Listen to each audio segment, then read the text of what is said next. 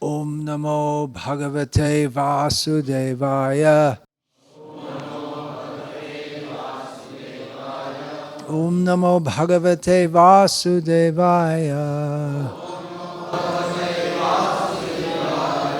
Om Namo Bhagavate Vasudevaya.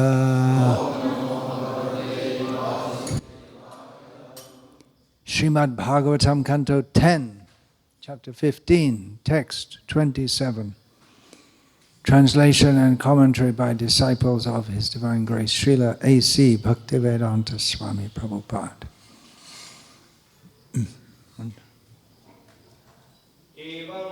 Evam Suhrit Vachaha Shutva Suhrit Priya Chikirshaya Prahasya Jagmatuhu Gopaihi Vritau Tala Vanam Prabhu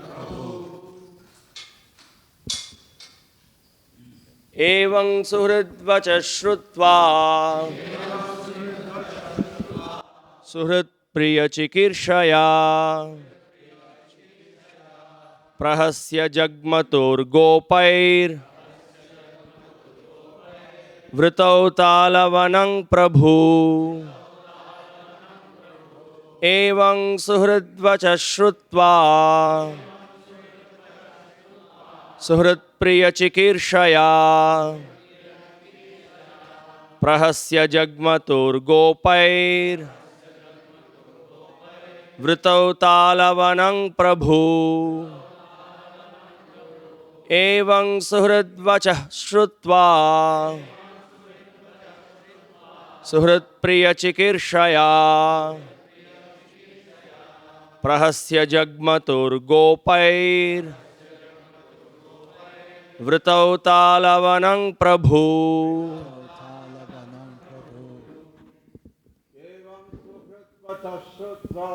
Evam Suhridvacha Shrutva Suhrid Priya Chikirshaya Prahasya Jagmatur Gopair Vritau Talavanang Prabhu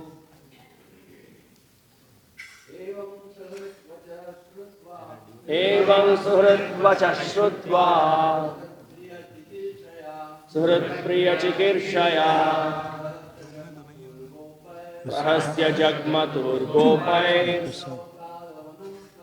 Vritau Talavanang Prabhu Evam Suhridvacha Shrutva Evam Suhridvacha Shrutva Suhrid Priya Chikirshaya Suhrid Priya Chikirshaya Prahasya Jagmatur Gopair Prahasya Jagmatur Gopair Vritau Talavanam Prabhu Vritau Talavanang Prabhu. Ladies. Matadis. Evam Suhridvacha Shrutva Suhrid Priya Chikirshaya Prahasya Jagmatur Gopair Vritau Talavanam Prabhu. Evam, thus Suhrid of their friends, Vachaha, the words, Shrutva, hearing, Suhrid, to their friends, Priya, pleasure, Chikirshaya, desiring to give, Prahasya, laughing, Jagmatuhu, the two of them went, Gopaihi, by the cowherd boys, Vritau, surrounded, Talavanam, to the Tala forest, Prabhu, the two lords. Translation and purport by the disciples of His Divine Grace, A.C. Bhaktivedanta Swami Srila Prabhupada. Translation: Hearing the words of their dear companions, Krishna and Balarama laughed and, desiring to please them, set off for the Talavana surrounded by their cowherd boyfriends. Purport: Lord Krishna was thinking, how can a mere ass be so formidable? And thus he smiled at the petition of his boyfriends. As stated by Lord Kapila in the Srimad Bhagavatam, Canto 3, Chapter 28, Text 32, Hasang Harer Avanata Kila Loka Tivra Shokashru Sagara Vishoshanam Atyudharam. The smile and laughter of the Supreme Lord Hari is most magnanimous. Indeed, for those who bow down to the Lord, His smile and laughter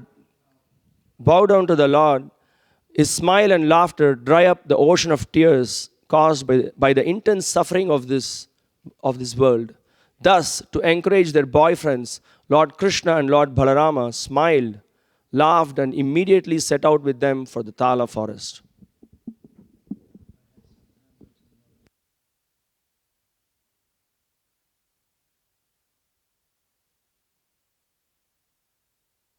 Anatimmirandhasya Jnananjana Shalakaya Chakshurunmilitam Yena Tasmai Shri Gurave Namaha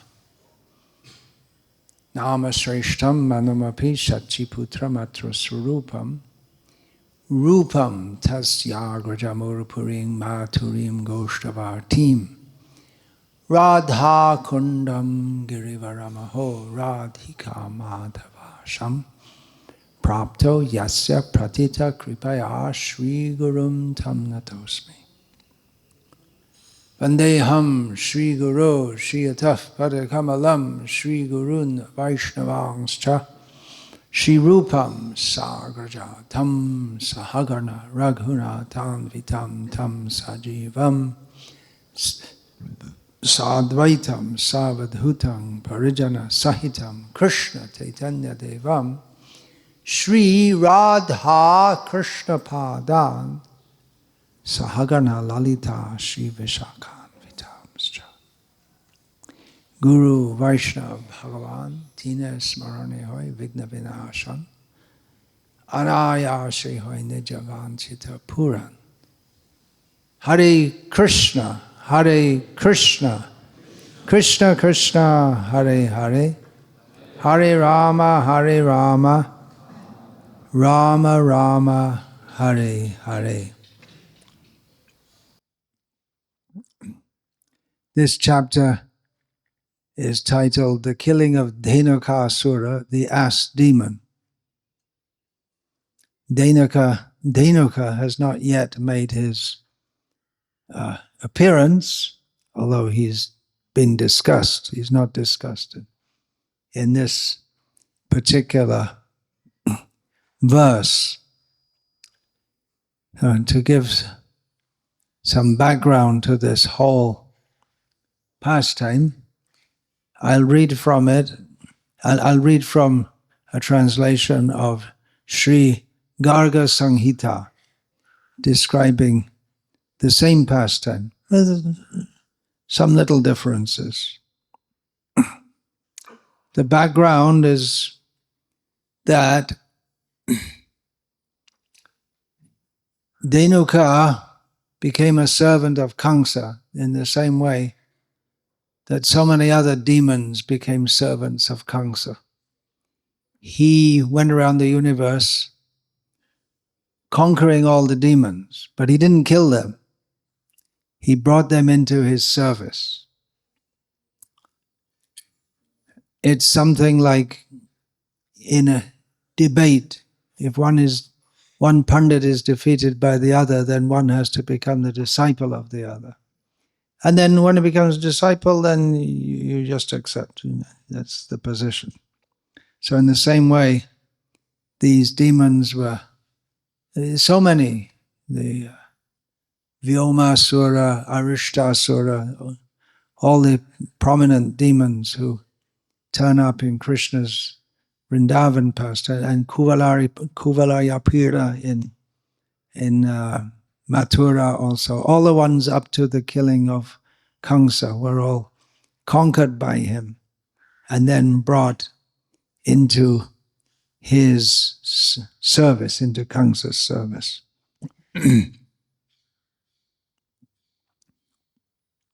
So the description given in Garga Samhita is one day as Krishna was herding the beautiful cows with Balaram and all the gopas, Krishna went to newly blossoming Talavana. Talavan forest, it's said here, but Talavan means forest. Forest of tal, of palm trees, with the kind of palm that has a certain kind of fruit. Should be in season now, here, is it? Should be. In the summer. Oh. Okay. Just say. Oh, right. It's the juice that's in season now. In Bengal. A little later in Bengal it comes. Out of fear of an ass, Dhenuka, the Gopas did not enter that forest. Even Krishna did not enter. Only Balaram entered. So in the beginning, Balaram entered, tying his blue cloth at his waist. And it's said in the Sanskrit that Balaram, which means very powerful, but they emphasize that again, very powerful, Balaram entered that forest to get its ripe fruit. Balaram, who is Lord Ananta himself, roared fearlessly. He is Ananta, his strength has no limit, and with both arms shook the tal trees and made many fruits fall. When he heard the sound of the falling fruits, the ass demon Dhenuka, who was very powerful, who was a friend of Kamsa, and who had been taking his midday nap, became filled with anger. Coming before the Lord Balaram to fight, with his hind hooves, Dhenuka suddenly kicked Balaram's chest and it's translated as neighed, but horses neigh and asses bray. That Balaram chased Dhenuka, quickly caught his hind legs, and with one hand playfully threw him into a tal tree. When that tree fell, it made many other tal trees nearby also fall. Domino effect. O King of Kings, all this was very surprising. Then that king of demons again stood up and angrily killed Balaram. Then Balaram suddenly grabbed Dhenuka, whirled him around, and as one elephant throws another elephant, threw him for 8 miles. That might sound like a long way, but it's not that much. Kamsa was throwing the demons as he for 1,000 yojanas. Just boys play, 8 miles. When Dhenuka struck the ground, his head became badly wounded and he fell unconscious. In a moment he stood up, and this time his body was filled with anger. Bodies must have been stronger previously, because we hear again and again that someone struck on their head with a club and there's blood coming out, and it's just like they don't bother. It's just they go on fighting. Then Dhenuka manifested a terrifying form with 4 horns. We don't hear about this in the Bhagavatam. An ass with horns. With his sharp and terrifying horns, he made the gopas flee, so they must have come along after Balaram. And then Dhenuka chased them, but some of them stood and fought. Sridama, angry Sridama, hit Dhenuka with a stick, and Subal hit him with his fist. Stoka Krishna whipped the powerful demon with a rope. Arjuna, this is the boy in the forest, cowherd boyfriend of Krishna, Arjuna, and Angshu threw him far away. Vishal and Rishabh kicked the demon.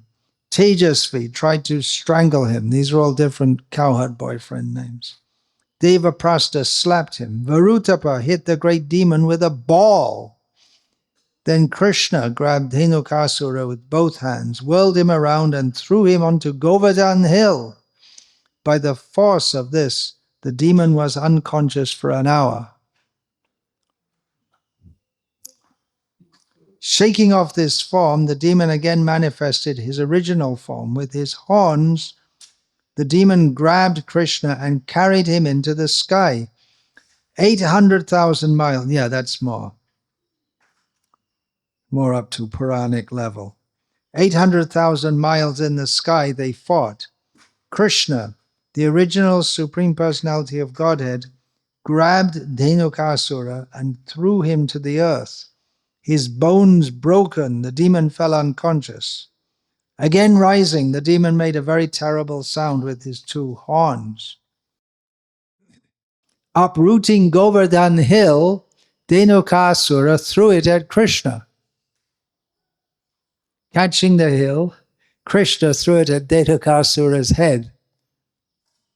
The demon caught the hill and threw it back again at Krishna. Krishna caught Govardhan hill and threw it back to its former place. Breaking the ground with his horns, the demon charged Balaram, kicked him with his hind hooves, and roared. With that roar, the universe echoed and the earth shook. Then, with both hands, powerful Balaram grabbed the demon and threw him to the ground. His head broken, the demon fell unconscious. Then Krishna's elder brother Balaram punched the demon with his fist, and with that punch, he died. Throwing him from outer space didn't work. So many other things didn't work, but in the end, Balaram just punched him. Then the demigod showered flowers from the Nandana-kanan. Leaving his body, Dhenuka manifested a splendid, handsome, dark form, wearing yellow garments and decorated with a forest flower garland. He got Sarupya Mukti. Then a chariot filled with 100,000 of the Lord's associates, decorated with 1,000 flags, rumbling with 1,000 wheels, pulled by 10,000 horses, glorious with 100,000 chamaras, yellow, studded with many jewels, 8 miles long, beautiful, traveling as fast as the mind, and decorated with many bells and tinkling ornaments. This chariot appeared. The demons circumambulated, the ex-demon now must be, circumambulated Krishna and Balaram, and then filling the circle of directions with light, he ascended the chariot and went to Golok, far beyond the material realm. When Dhenuka was killed, Krishna was surrounded by the cows, Balaram and the boys, who were all singing his glories. Then the king asked the sage who's reciting this, why did he attain liberation? Who was Dhenukasura in his previous birth? Why did he get the body of an ass? Please tell me this in truth. Narada said, he was the powerful son of King Bali, who was the son of Virochana, and his name was Sahasik. One time he enjoyed pastimes with 10,000 women on Gandhamadana mountain. The sounds in that forest of the many musical instruments and ankle bells broke the trance of Durvasa Muni, who was in a cave nearby, meditating on Lord Krishna. He was very thin, with a long beard, walking with wooden sandals, holding a stick, and glowing with flames of anger as he came out.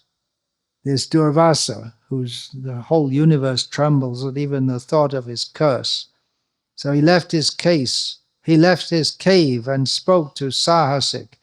You fool, you're just like an ass. Okay, get up and become an ass. O demon, after 400,000 years in the transcendental circle of Mathura, in the sacred forest of Talavana, you will attain liberation by Lord Balaram's hand.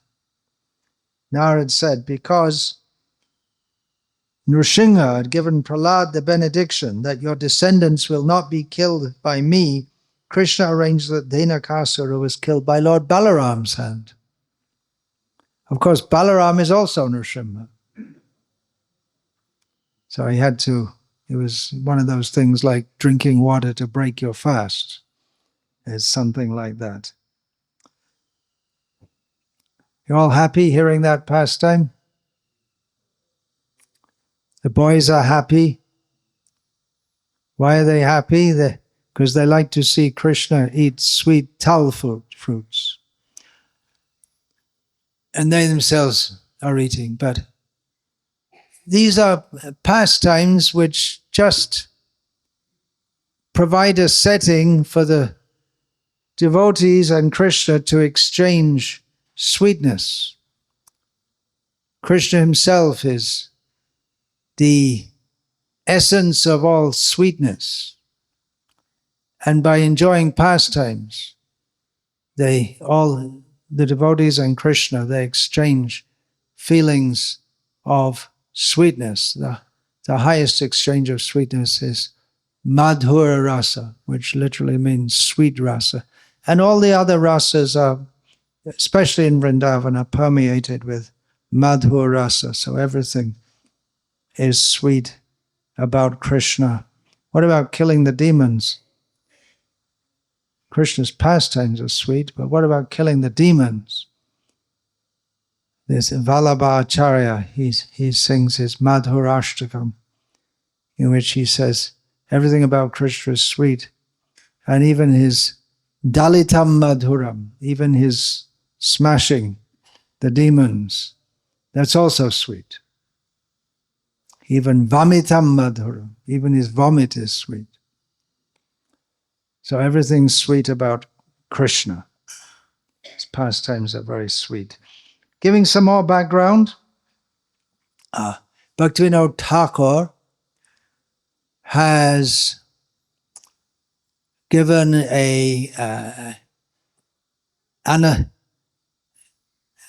analogies or compared the demons killed in Krishna's pastimes in Vrindavan. He's equated the various demons with various tendencies, demoniac tendencies within the heart that devotees have to overcome if they're going to join Krishna's pastimes on Krishna's side and not on the demon side. Otherwise, it could be a handbook for demons. You could take Caitanya-caritamrta and you could cultivate these qualities. But the qualities that Bhaktivinoda Thakur sees, or we say quality, the faults that Bhaktivinoda Thakur sees in Dhenukasura, not really possible to cultivate, because the first one he lists is sthula buddhi, which means dull intelligence. It's not something you can really cultivate. I guess you could cultivate it by taking lots of drugs, especially depressants or so, like that. But there's no yogic process for cultivating dull intelligence. Or sthula can also mean very gross. That you can only see in immediate terms and no subtlety. The opposite of sthula is sukshma, no subtle understanding of the complexities and intricacies of life. And that we see increasingly in Kali Yuga. People are dull-headed. Sthula buddhi, you could say, dull-headed. Dull-headedness, and Bhaktivinoda Thakur gives the next quality is sajnana abhava, or lack of proper knowledge or knowledge of the truth, which is again part of sthul buddhi. An ass has no spiritual understanding. So humans who are like asses, they're like that also. Shvivid varahostra karai sangstuta purusha pashuhu nayat karna pato petas jatu nama gadagraja. Men who are like hogs, dogs, camels, and asses praise other persons who are like hogs, dogs, camels, and asses, but who are bigger hogs, dogs, camels, and asses. And such persons, they can't even hear the name of Krishna. So another angle, actually it's all the descriptions that Bhaktivinoda Thakur gives, they're all different angles on the same things, sthula buddhi. So the next one he says is murhata janita tattva andhata. Blindness to the facts of reality, the spiritual reality. Why is that? It's just born out of foolishness, murhata. Then he says, Swarup Jnana Virodha, being opposed to knowledge of one's actual position. Srila Prabhupada, this murhata, foolishness, gross, crass foolishness. Srila Prabhupada in his purport to Bhagavad-gita, chapter 7, text 15, elaborates on this. That verse is, Namang dushkrishino murha prapadyante naradhamaha mayaya pahrita jnana asurang bhavamashritaha. The four kinds of people do not surrender to Krishna. The foolish, the lowest among mankind, among the Srinamurha, Prapadyante, those whose knowledge is stolen by illusion, and those who are just out and out demons. So the description of the Mudha in his purport to this verse, Srila Prabhupada says, the Mudhas are those who are grossly foolish. Actually, many of these, it may be taken as four types. There are four general types, and it can overlap also.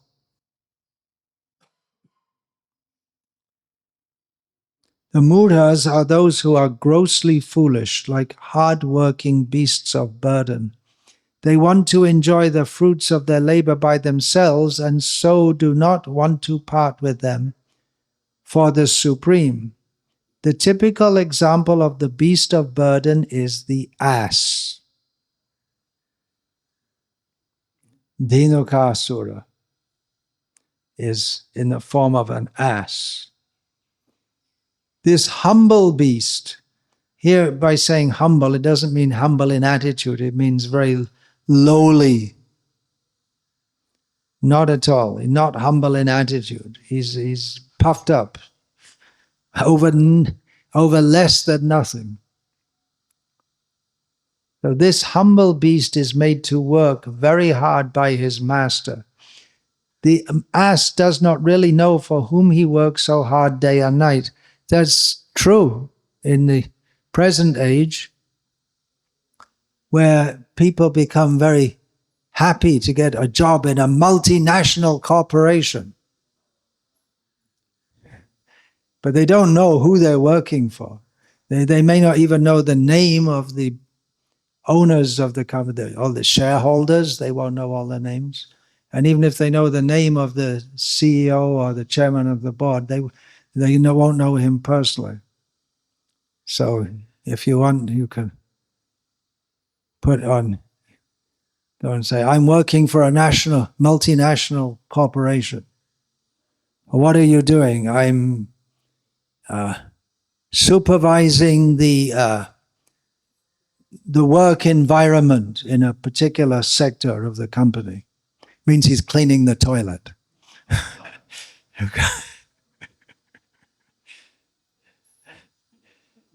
He's working for a multi, not cleaning any other toilet. He's cleaning the multinational toilet.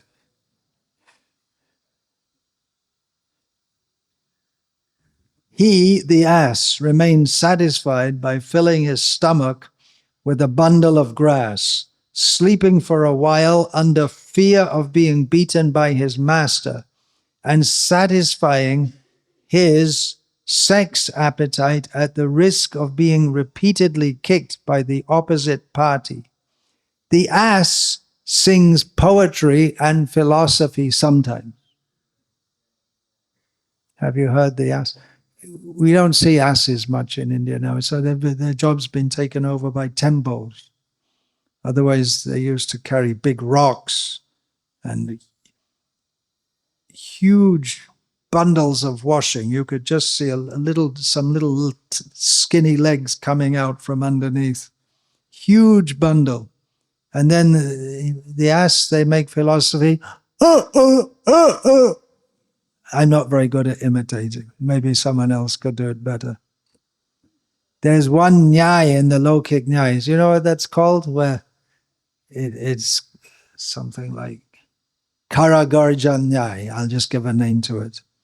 The braying of a... He starts off very loud.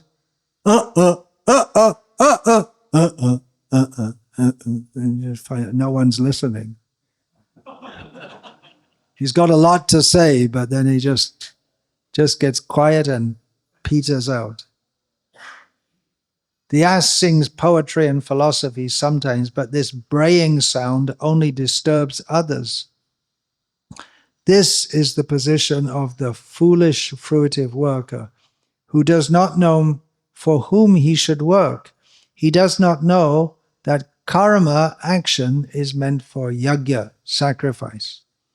Most often, those who work very hard day and night to clear the burden of self-created duties say that they have no time to hear of the immortality of the living being. To such mudhas, material gains which are destructible are life's all in all, despite the fact that the mudhas enjoy only a small fraction of the fruit of labor. Sometimes they spend sleepless days and nights for fruitive gain, and although they may have ulcers or indigestion, they are satisfied with practically no food.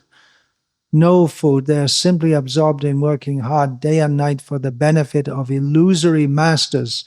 Ignorant of their real master, the foolish workers waste their valuable time serving mammon. Unfortunately, they never surrender to the supreme master of all masters, nor do they take time to hear of him from the proper sources. The swine who eat the night soil, that means stool. What's another word for that? I know many vulgar words. There are probably in every language there are vulgar words for stool. Must be, right? Yeah. You don't know them. You're a Brahmin. You don't speak that language.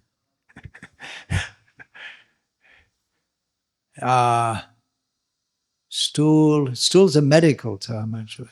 What do you call it in ordinary English? Poop. Poop. It's actually a childish word, but... The swine who eat the night soil do not care to accept sweetmeats made of sugar and ghee. Similarly, the foolish worker will untiringly to continue to hear of the sense-enjoyable tidings of the flickering mundane world, but will have very little time to hear about the eternal living force that moves the material world.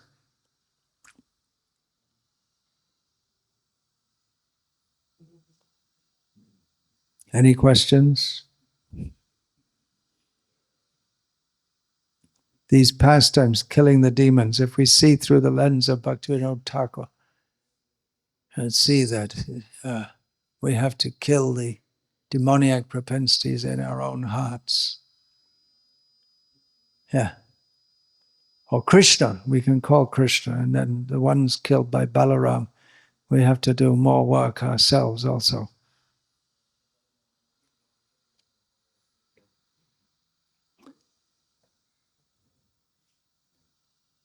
No question. Okay, we'll finish there. All glories to His Divine Grace, Srila Prabhupada. Srimad Bhagavatam ki jai. Bhakti Vikasa Swami Maharaj ki.